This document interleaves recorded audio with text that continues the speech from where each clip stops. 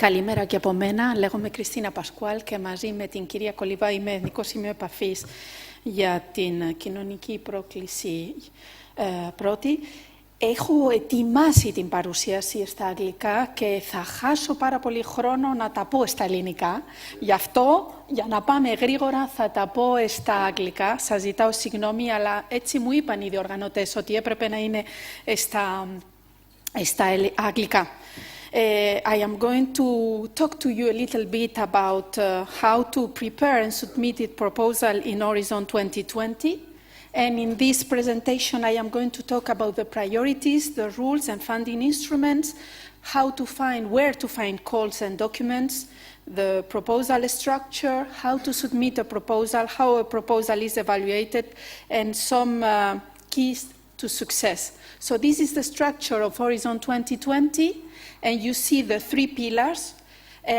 Dr. Koliva was saying about funding opportunities related to our Horizon 2020. If you look at the first pillar, because it's a bottom-up approach, you have to think, considering the strategy of every program, that there are eHealth topics in all the programs of the first pillar, because it's the researchers, it's the organization that decide in which topic they want to submit a proposal. So you can submit, of course, a proposal in the eHealth sector.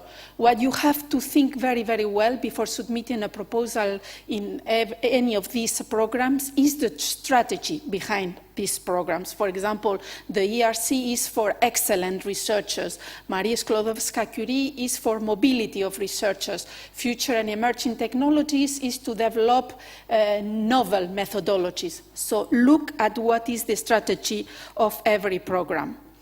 What are the entities that can participate in Horizon 2020? Universities, research organization, industry, agency, association, patient organizations, and what are the countries that they can participate with that are fully eligible for funding are the member state and the associated countries, and then you can see that even the international cooperation partner countries, they can get funding. Those that have big problem to get funding, only exceptionally, when it is mentioned in the work program, are the BRIC countries.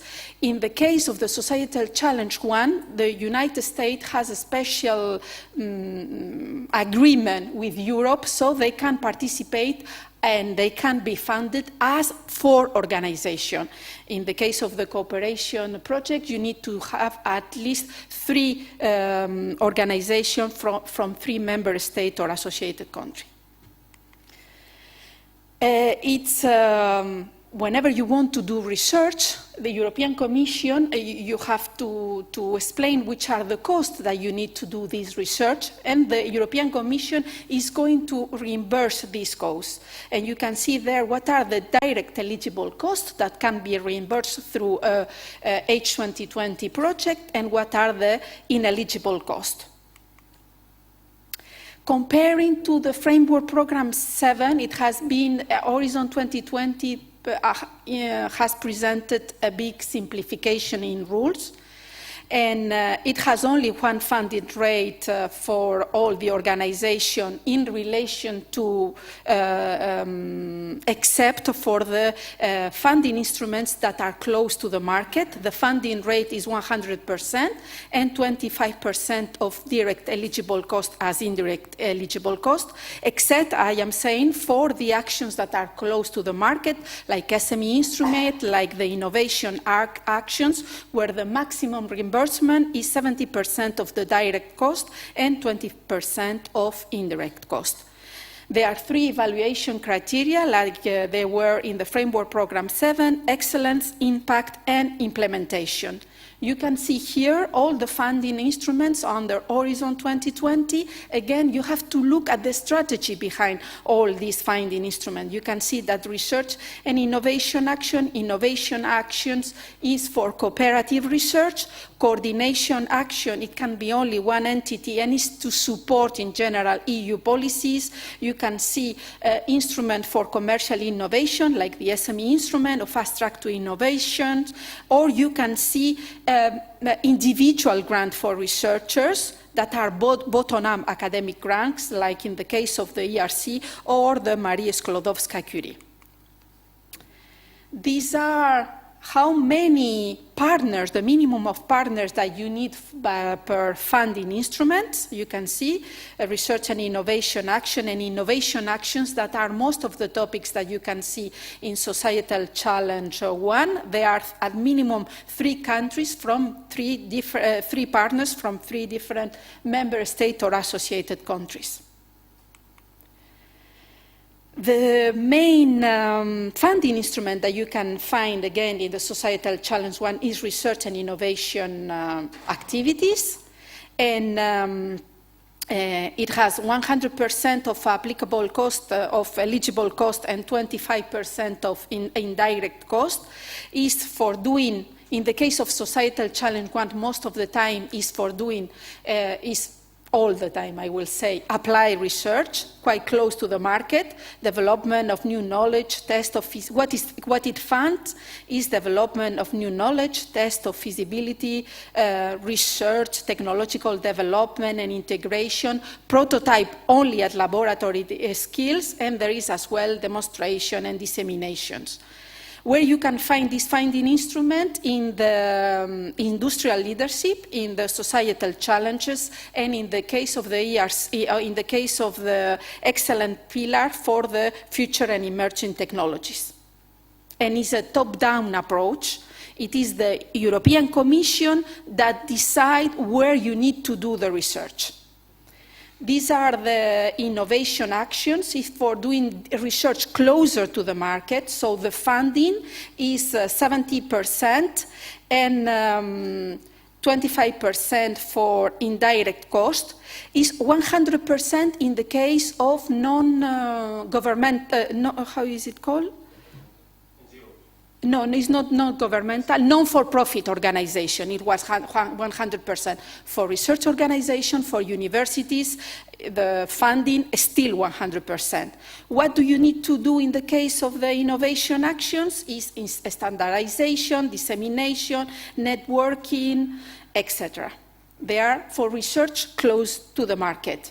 And you have the coordination and support actions, as Dr. Coliva has said previously, is to support, to develop new policies in a certain field.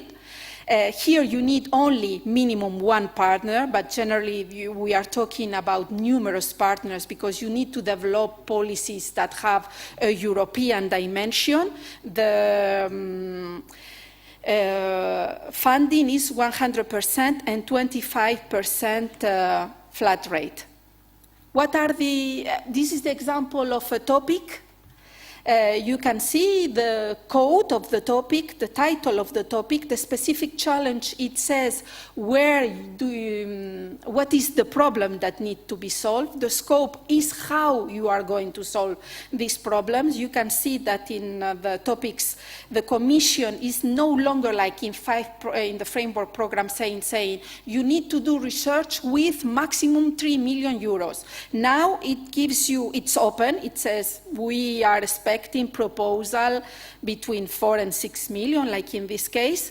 The expected impact is very, very important that you address all this impact that is listed in the topic. And it says the type of action, research and innovation action, that immediately says to you that it is 100% funding of direct eligible cost and 25 indirect cost. Let's go for where to find calls and documents in Horizon 2020.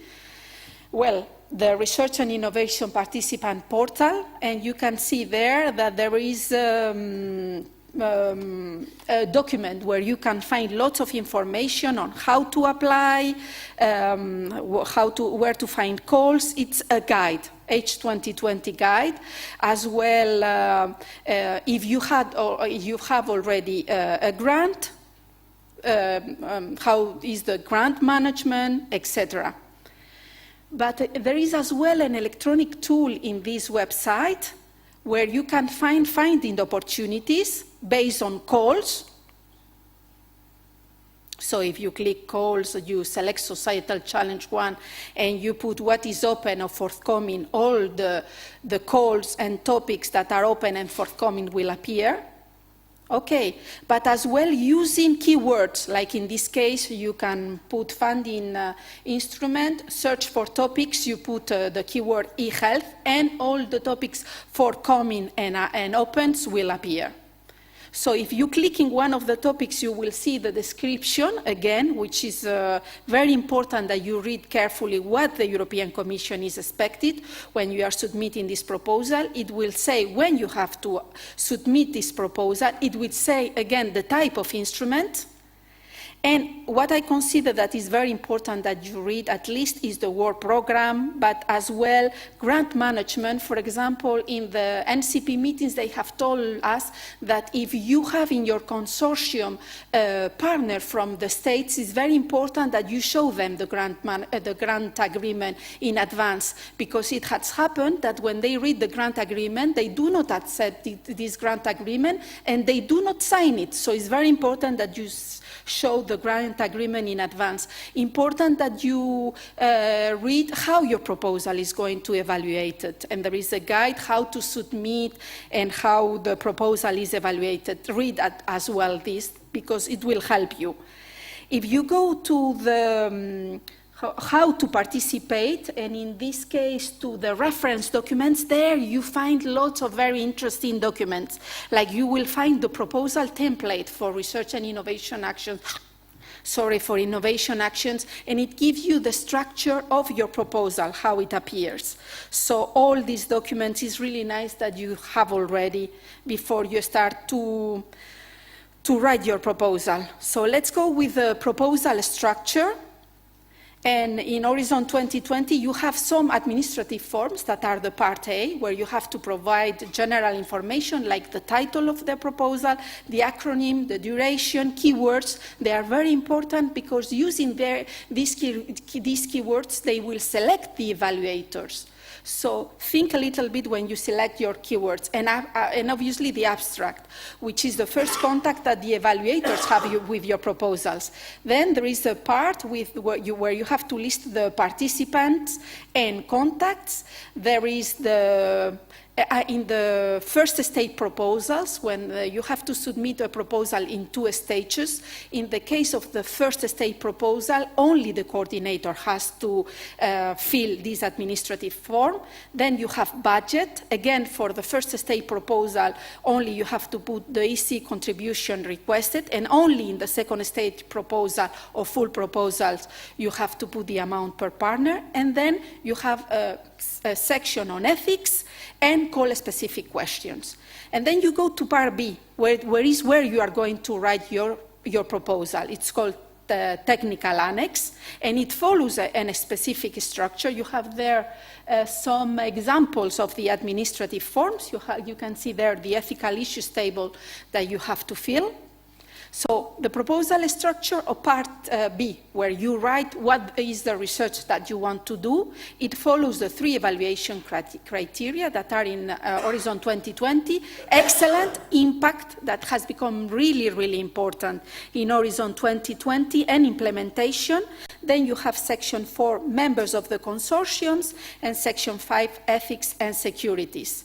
This is the cover page of your proposal, how it looks like. And this is the full structure of your proposal. Again, for proposals that are submitting in 2 stages, you only have to do a small proposal. In Societal Challenge 1, in the first work programs, there were only 7 pages. Now, in most of the topics in most of the Horizon 2020 for first stage proposal, there are 10 pages. And you can see, excellent, you have objective, relation to the work program, concept and methodology, ambition, then you have impact. In the case of first stage proposal, you only have to go up to expected impact. Okay, in the case of a full proposal, you have to follow all this structure. Full proposal for these 3 sections. In the case of innovation actions and research and innovation actions is maximum 70 pages, and for coordination and support actions is 50 pages. Then you have the sections of member of the consortium and ethics and securities, where you have no limit of pages. You have to give for each participant an organization description, a CV of the people that are going to be involved. But what is very important is the 5 related publications to the research that you are submitting, 5 previous projects, again related to the project research that you are submitting, significant infrastructure, etc. In the case of the implementation, I am showing there that you will have to explain how you are going to govern the people that are in your consortium. You will need to do a scheme similar to this. You will have to fill tables like what are the risks in your proposal and what are the contingency plans for this risk. You have to go from overall aims to a specific, to work package, milestone, and the project result. And it has to be very, very clear which are the results that are expected in your proposal. Let's go to the proposal submission. Again, I have told you it can be in a full proposal submission, only in 1 stage or in 2 stages. I have already explained you that there is a limit in pages.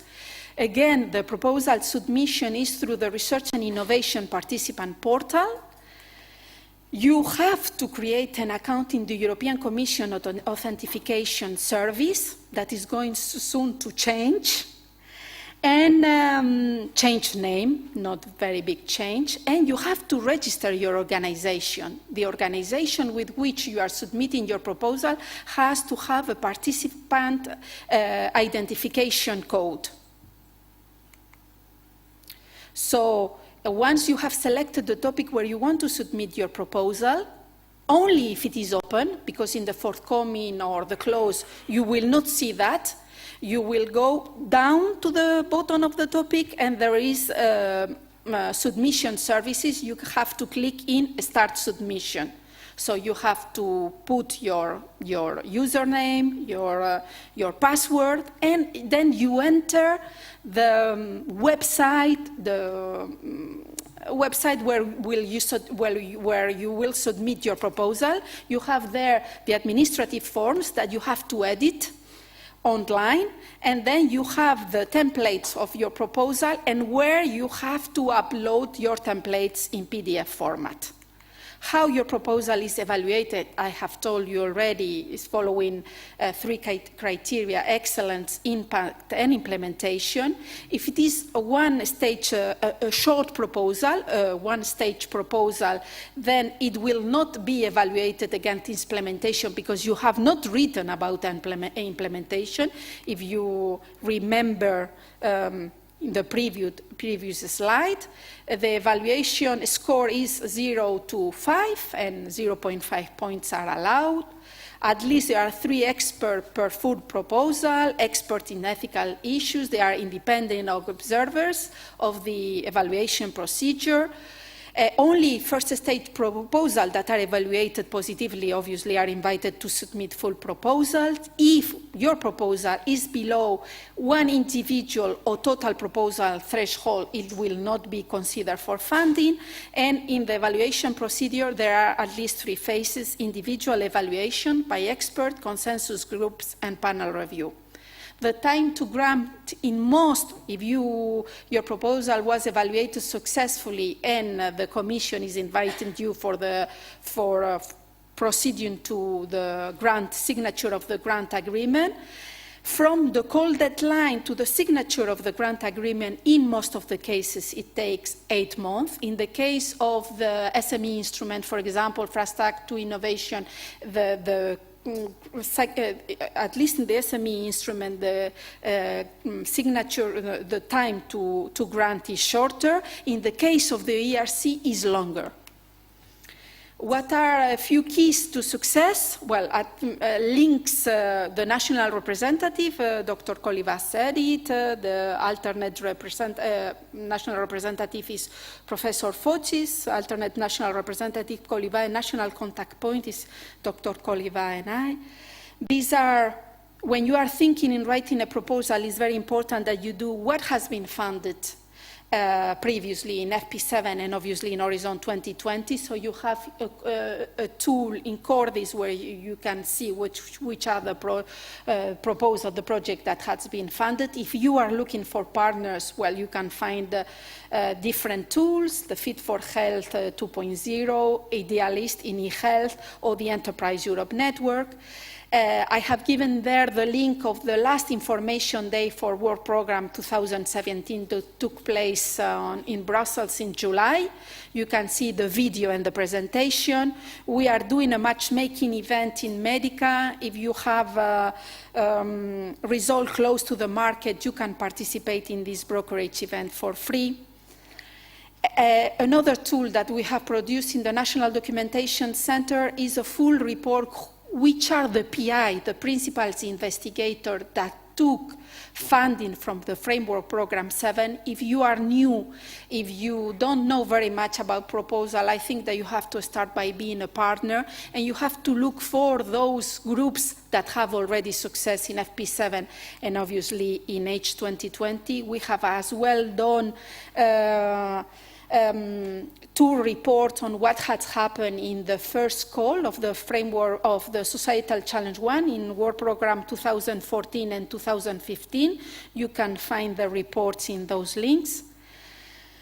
I think very important is to read carefully the work program and the topic. They are the rules of the games, right for the evaluators, against evaluation criteria. Proposal has to be self-contained. You have to take care of details, good presentation.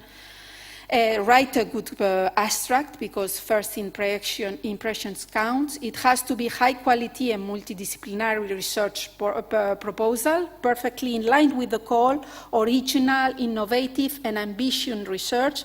It has to be your proposal has to contribute at European and international level, has to have the appropriate expertise, well-managed research, and value for money. And another very good idea is to become evaluator of in H2020, register as an expert. You will see successful proposals, and then you will know how to write these successful proposals.